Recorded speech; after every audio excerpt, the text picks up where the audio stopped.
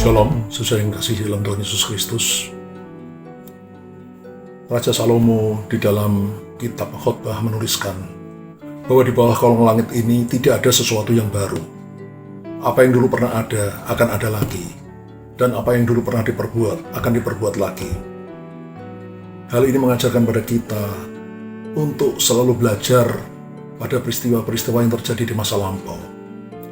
Salah satu peristiwa penting yang harus kita pelajari adalah perjalanan bangsa Israel ketika mereka dikeluarkan Tuhan dari tanah Mesir menuju ke tanah perjanjian Kanaan. Sekalipun dengan tangannya yang perkasa Tuhan sudah mengeluarkan mereka dari tanah perbudakan di Mesir, tapi Mesir tetap ada di dalam hati bangsa Israel, sebagian besar daripada mereka. Ketika Musa lama sekali tidak turun dari Gunung Sinai, maka bangsa Israel membuat anak lembu emas untuk disembah oleh mereka, seperti kebiasaan orang Mesir menyembah berhala. Orang Israel juga tetap melakukan percabulan, bersungut-sungut, berontak ketika mereka tidak mendapatkan apa yang mereka kehendaki.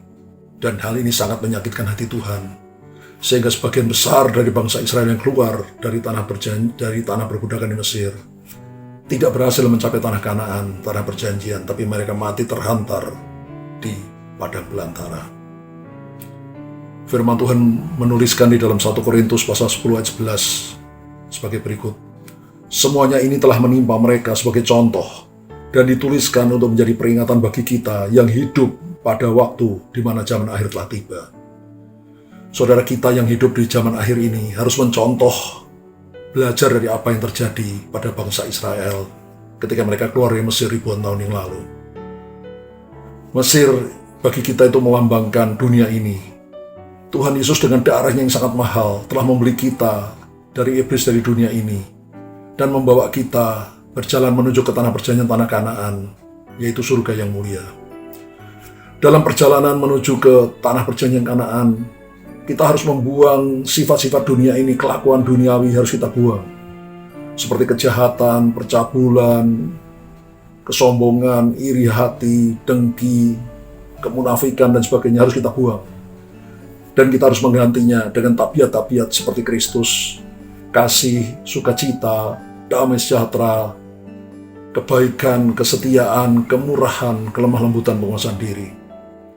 Hal ini pasti bisa kita lakukan, saudara, kalau dalam hidup kita sehari-hari kita selalu melekat, menempel, intim dengan Tuhan melalui saat teduh tiap hari, menyediakan waktu untuk berdoa, memuji, menyembah Tuhan, membaca firman Tuhan, merenungkan dan melakukan dalam hidup. Firman Tuhan yang kita baca atau kita dengar harus kita lakukan, kita praktekkan dalam hidup kita sehari-hari. Kalau itu kita kerjakan, maka tabiat kita, kelakuan kita akan semakin lama, semakin serupa dengan Kristus. Sehingga pada waktunya nanti kita akan bersama dengan Tuhan Yesus selama-lamanya di dalam kerajaan surga. Saya akan berdoa bagi saudara. Bapa di surga, Tuhan terima kasih Engkau sudah mengajar pada kami untuk belajar dari apa yang terjadi di masa yang lampau, supaya kami tidak mengulangi apa yang dikerjakan oleh bangsa Israel ketika keluar dari tanah Mesir, sehingga sebagian besar dari mereka tidak berhasil mencapai tanah Kanaan yang bagi kami melambangkan surga yang mulia. Tuhan, hamba berdoa agar semua yang mendengarkan firman-Mu ini, Tuhan, mau hidup melekat kepadamu, menempel kepadamu, intim dengan Engkau, karena kekuatan kami hanya daripadamu, Tuhan. Menyediakan waktu untuk bersaat teduh, memuji, menyembah Engkau, membaca firman-Mu, merenungkan, dan yang lebih penting lagi, melakukan firman-Mu dalam hidup kami sehari-hari. Maka hidup kami akan semakin lama, akan makin berkenan kepadamu, menyenangkan hatimu.